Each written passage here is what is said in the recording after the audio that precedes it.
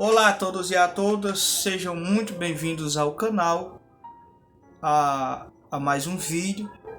Me chamo Marcelo e hoje nós vamos tratar de um tema muito interessante e uma obra indispensável para a nossa formação, né?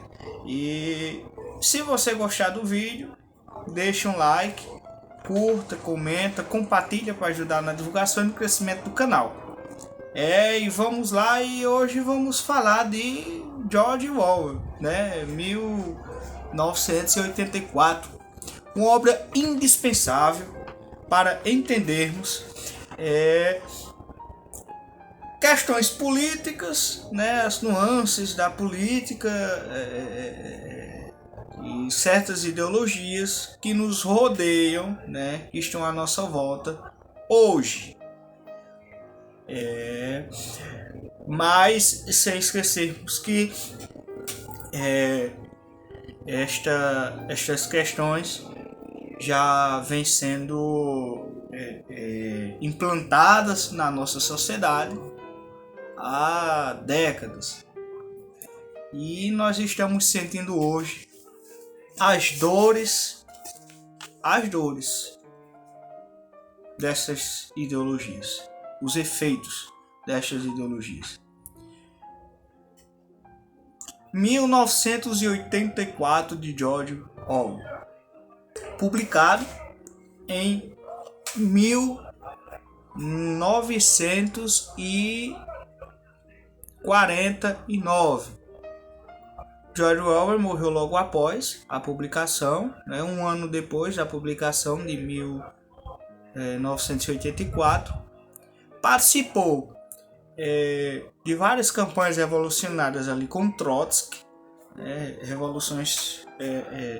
questões trotskistas, né? O nome é até complicado de falar. Mas George, quando ele percebe que o que ele está fazendo, as ideologias da qual ele defende, não condizem com a realidade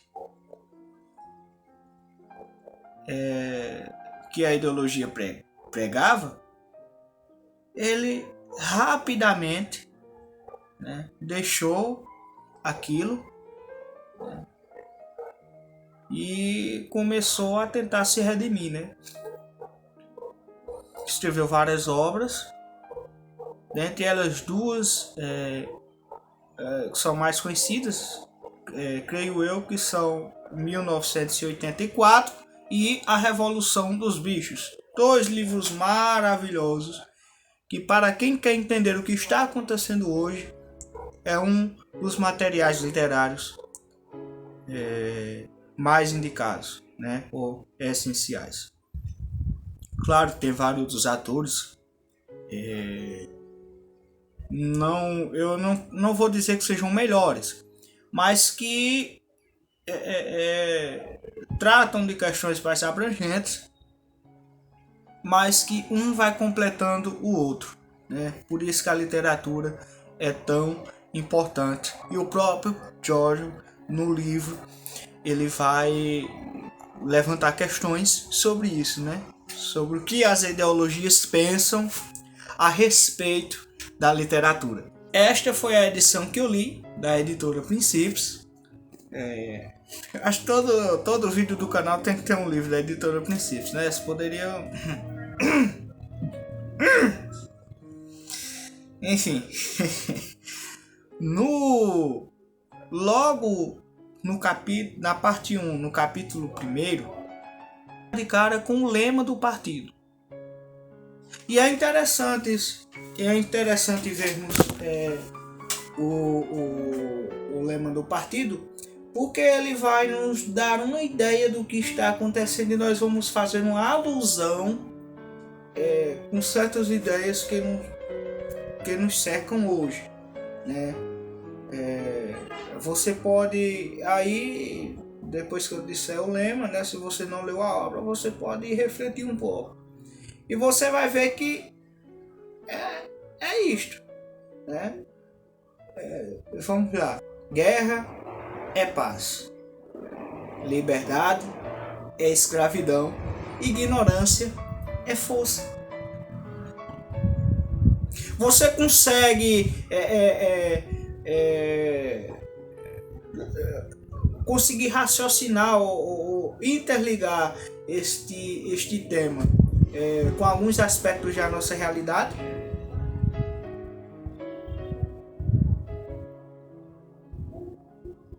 Mas você deve conseguir.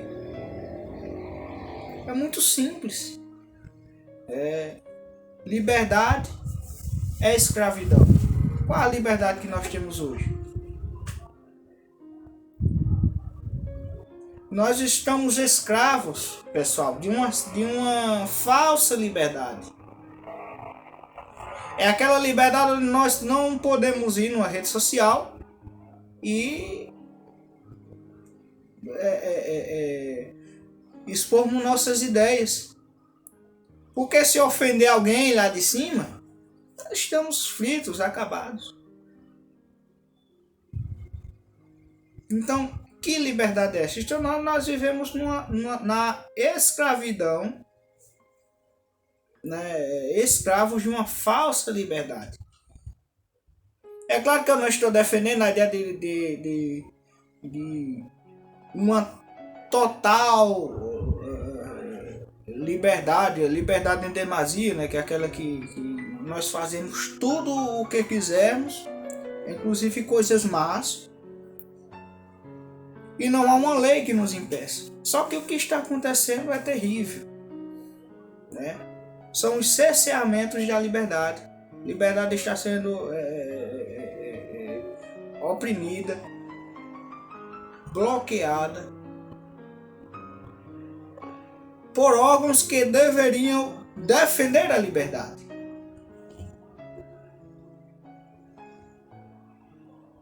Depois, ignorância é força. Mas é claro que é. É claro que ignorância é força.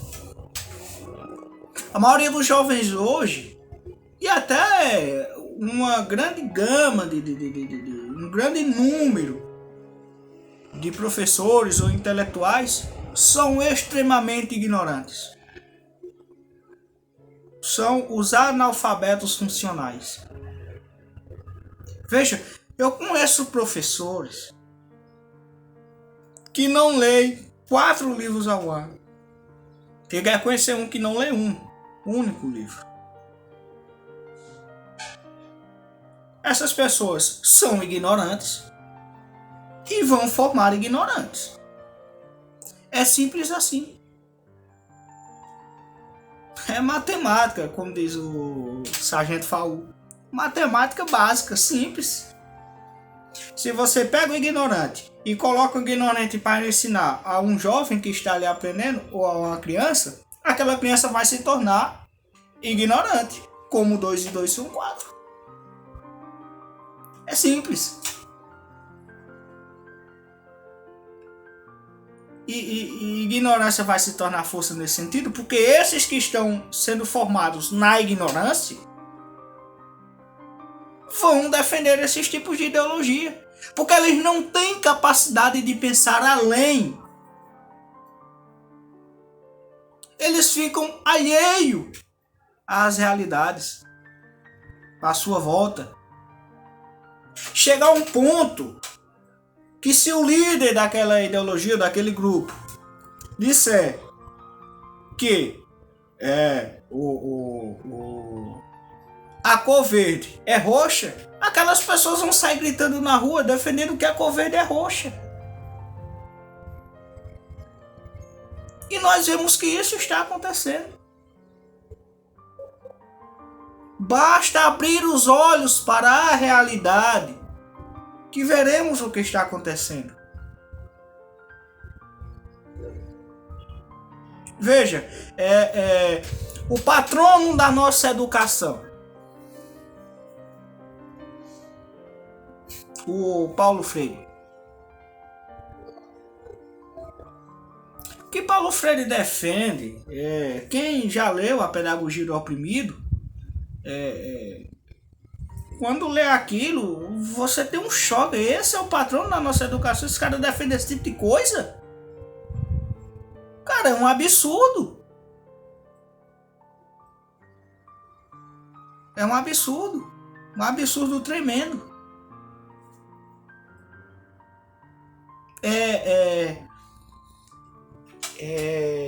Inclusive, todos aqueles que defendem e tal, toda a grande maioria deles não leram Paulo Freire.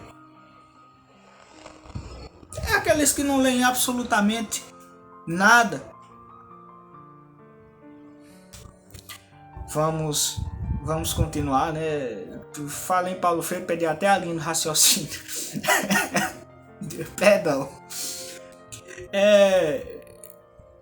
Outros pontos característicos da obra de Orwell é criações de ministérios absurdos. Nós vamos ver ao longo da obra Ministério da Verdade, Ministério do Amor, a Polícia do Pensamento. Então, como nós fazemos alusões disso com a nossa realidade? Veja o que tentaram fazer com o presidente. Quando ele pensou em comprar vacinas de uma empresa, eu não me recordo mais qual. Aliás, o assunto aqui não deve ser esse tipo de coisa, mas enfim, chegou num ponto em que nós temos que comentar. Queriam processar o presidente por um crime que ele não cometeu. Simplesmente ele não, estamos pensando em comprar tal coisa, mas não compraram. Mas a milícia do pensamento bateu em cima. Observe a realidade. Precisamos estar atentos a ela. E vamos conseguir distinguir esses aspectos que nos cercam no dia a dia, esses acontecimentos políticos que estão aí na sociedade vigente. Outro ponto importante nós vamos ver no capítulo 5 da primeira parte. Eu vou até ler para vocês aqui. Olha, eu vou ler esse trecho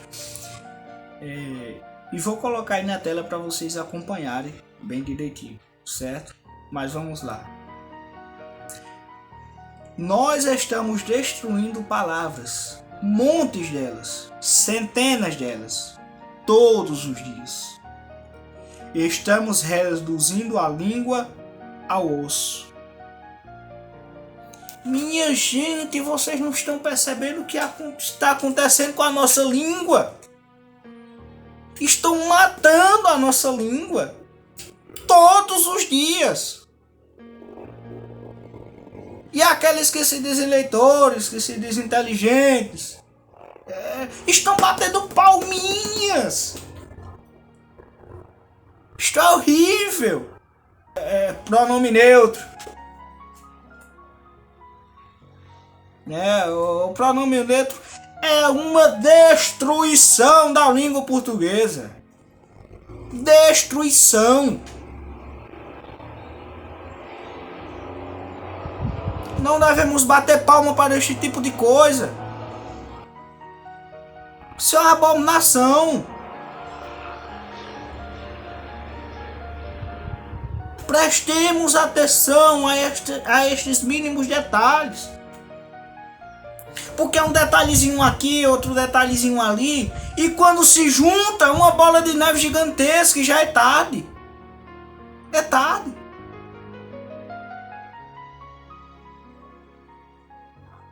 Prestemos atenção, escolhamos nossos líderes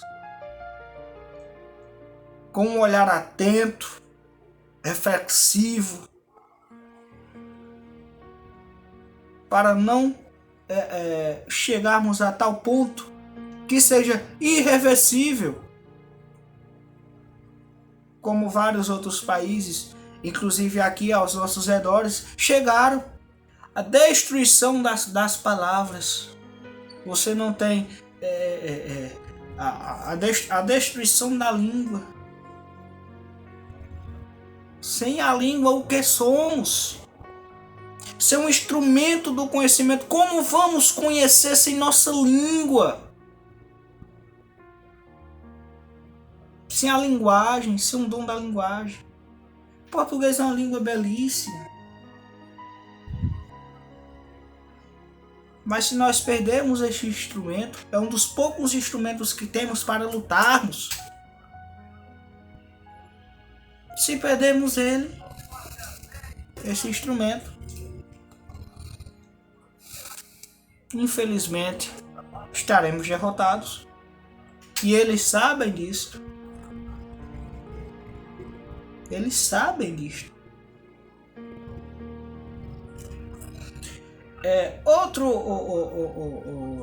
Agora, eu quero... O que George Orwell traz sobre a literatura neste livro? O que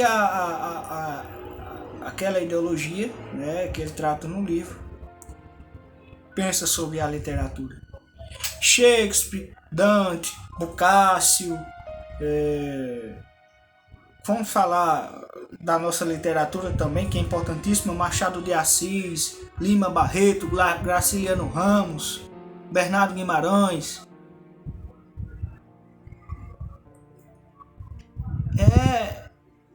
Vão sendo expurgados do meio literário. Um ponto importante que eu percebi esses dias é como as escolas trabalham a nossa literatura e a literatura universal. O cara nunca leu um livro, absolutamente nenhum, em toda a sua infância, começo da sua adolescência e o início da sua juventude. Quando ele chega no ensino médio, o professor vai lá e pede para ele ler A Moreninha ou A Senhora, o Guarani. Aquele jovem, ele vai odiar literatura, ele nunca mais vai procurar ela para ler. Ou se procurar, vai ler best-sellers,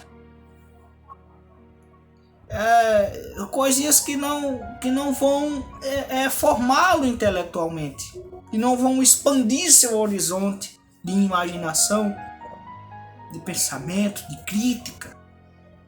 A tão famigerada crítica que esse pessoal defende.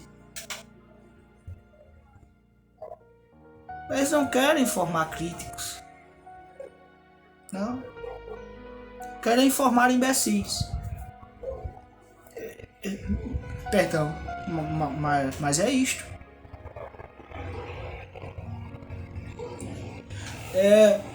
Eu me lembro que no ensino médio deram para ler Dom Casmurro.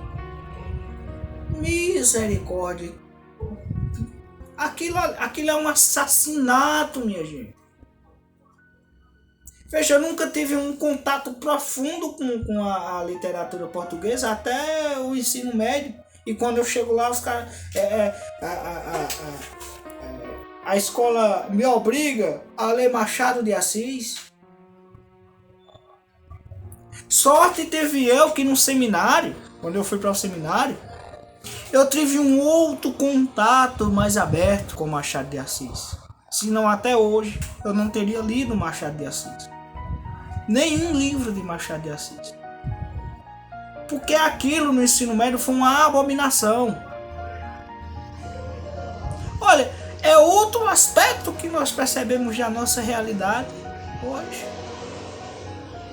Nos afastam da literatura por meio desses assassinatos cruéis.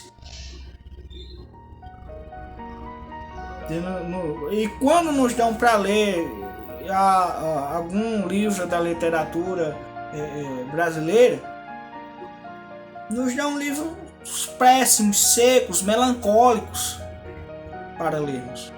Claro que eu não estou falando de Machado de Assis, mas o Guarani, a Senhora, enfim, né? O único assim que eu gostei de ler foi Iracema. E por incrível que pareça, até hoje eu gosto da obra. Mas foi o único. Olha, o resto, todo Capitães da Areia. Aquilo ali é uma facada no peito do leitor jovem, do leitor iniciante. Não se deve fazer isto. Então, qual é o pensamento que Jojo traz nesse livro? Que a literatura, ela é um inimigo, ela é inimiga das ideologias. E realmente inimiga das ideologias. Porque quando você começa a ler Shakespeare, Machado de Assis, Dostoiévski, Tolstói, Tolkien, C.S. Lewis, Santo Agostinho, aqui eu já estou entrando na área teológica, mas é preciso, Santo Agostinho, Santo Tomás de Aquino, Santa Teresa d'Ávila. Quando você parte para a área da história, você vai conhecer a história do seu país. Gilberto Freire, que eles tantos dizem que foi superado por Florestan Fernandes.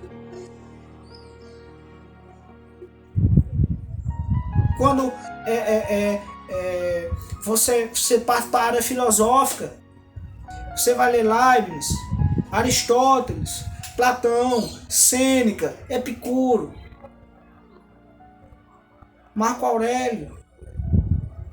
Enfim, é uma infinidade de autores que enriquece o teu pensamento e que te dá mais fome de conhecer. Isto é um inimigo das ideologias. Não é só um inimigo, é um arqui-inimigo das ideologias. Por isso que eles têm pavor. E aí você vê os jovenzinhos, estantes cheias de livros. Cheias de livros. Mas você não vê uma literatura importantíssima na estante daquela criatura. Dá pena, meu Deus do céu. É triste. Eles não são culpados. Não são culpados.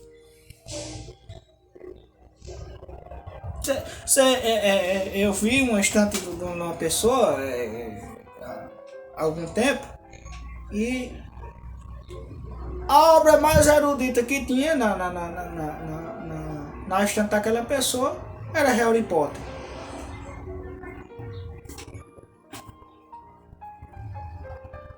Outra não tem. Só asneiras.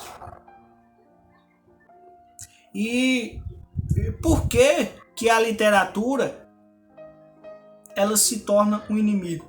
Porque a literatura faz você pensar e construir pensamentos. E para ser defensor destas causas, né, que estão aí como a panaceia para a salvação do mundo, quando não é, inibem você de pensar, de raciocinar. É uma inibição completa. E como eu já tinha falado anteriormente, se disserem a você que a cor verde é roxa, você vai acreditar porque você não tem capacidade de enxergar a realidade. Você é simplesmente um pau mandado. Agora, falamos tudo aquilo, né, que a esquerda prega e fala e defende. Tudo o que elas dizem que defendem, ela é contra. Basta ver toda a história da esquerda desde o seu surgimento até hoje. Ela é contra tudo o que ela diz que defende. Contra, absolutamente. Todos aqueles que ela acusam que fez isso, ela mesma é quem faz. Fez e faz. Ontem eu estava assistindo os Pingos e Ana Paula Henkel, ela citou os jacobinos. E quando ela citou os jacobinos, eu fiquei... Nossa, ela acertou aquele pensamento de uma forma espetacular. Foi maravilhoso o que ela falou. Os jacobinos vão cair na própria forca.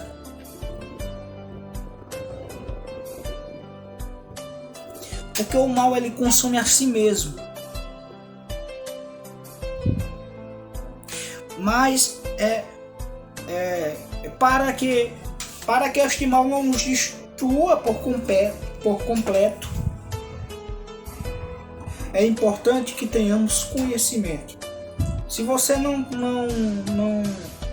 gosta de ler, não tem o hábito da leitura, comece a adquiri-lo. Porque ele é essencial para você compreender o que está acontecendo. Todos aqueles mínimos detalhes que acontecem na nossa sociedade. A partir da literatura, do hábito da leitura, do seu estudo, você vai começar a compreender. Não significa que você vai saber de tudo em pouco tempo. Isso é uma ilusão, que muitos caem nesta ilusão. Pessoas que começam a ler 1 ou 2, 3, quando lê 4 livros, já acham que sabe de tudo. Isso acontece muito. Mas nós temos que ter a humildade de reconhecermos que quanto mais lermos, mais precisaremos saber. E se você tiver humildade, este sentimento será automático. Quando você chegar à marca de 40 livros, você vai olhar para dentro de si, vai olhar para o mundo e vai dizer: eu não sei de nada. Porque realmente é assim. Eu costumo dizer a alguns amigos que nós, mesmo que vivamos 200 anos, nós não conseguiríamos ler toda a literatura, toda a filosofia, toda a teologia que nos é disponível.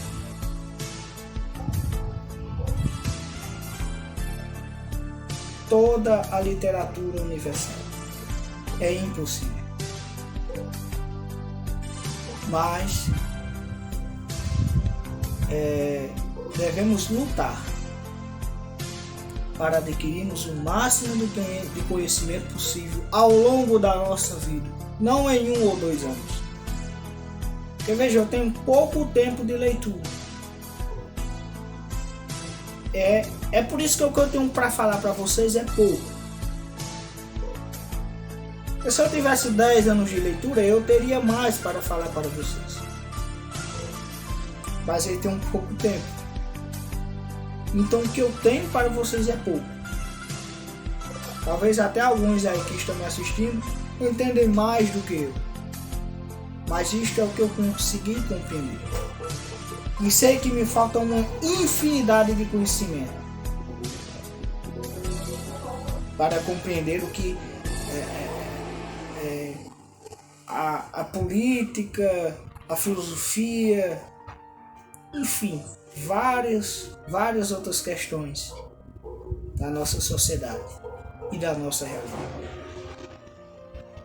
Somente uma coisa eu comecei a compreender, mas nem compreendo totalmente.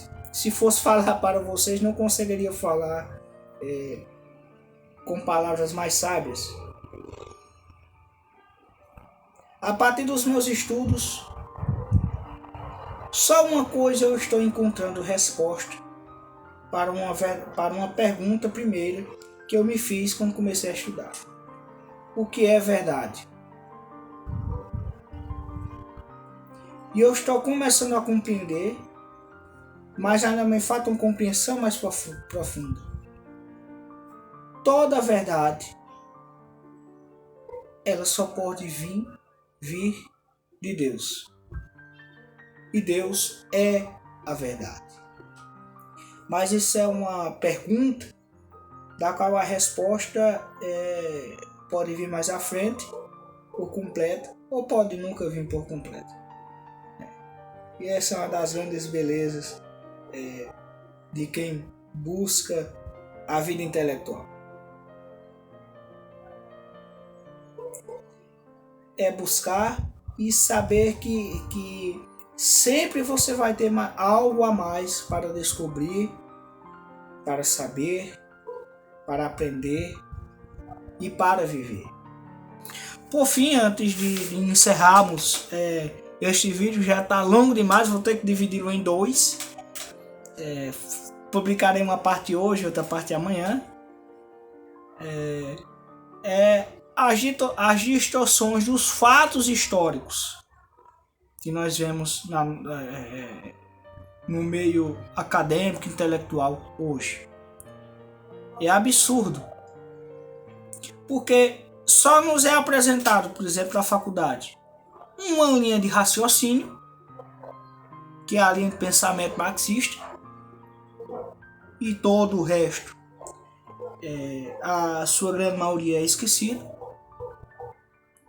e nos passam os fatos, a grande maioria distorcidos, que só refletem a imagem que defende aquela linha de pensamento ideológico. Uma das grandes dificuldades, que não só eu, mas como vários colegas meus que estudam história se deparam com essa realidade, é descobrir quais autores nós devemos estudar para realmente compreendermos a história. É uma grande dificuldade, é uma luta interminável. E se você chegou até aqui, deixa um like, curta, comenta, compartilha. E se você tem algum amigo que ainda não conhece George Orwell ou que não entendeu muito bem a obra, ou o que ela quer nos passar, manda o link desse vídeo aí para ele, para ver se esse vídeo consegue dar um norte a ele. É claro que deixei passar vários aspectos da obra que seriam muito interessantes. Estou nessa linha de George Orwell, eu quero logo publicar um vídeo a respeito da Revolução dos Bichos. Já que eu já falei dessa parte mais política, dessas ideologias, eu quero tratar um pouco mais razoavelmente a Revolução dos Bichos, que também é uma obra espetacular, onde George Orwell vai desmembrar mentiras e aspectos políticos e ideológicos da nossa sociedade. E o que os políticos defendem ou não defendem, e as técnicas que eles utilizam para ludibriar os nossos pensamentos e as nossas ideias. Termino por aqui, fiquem com Deus e até o próximo vídeo.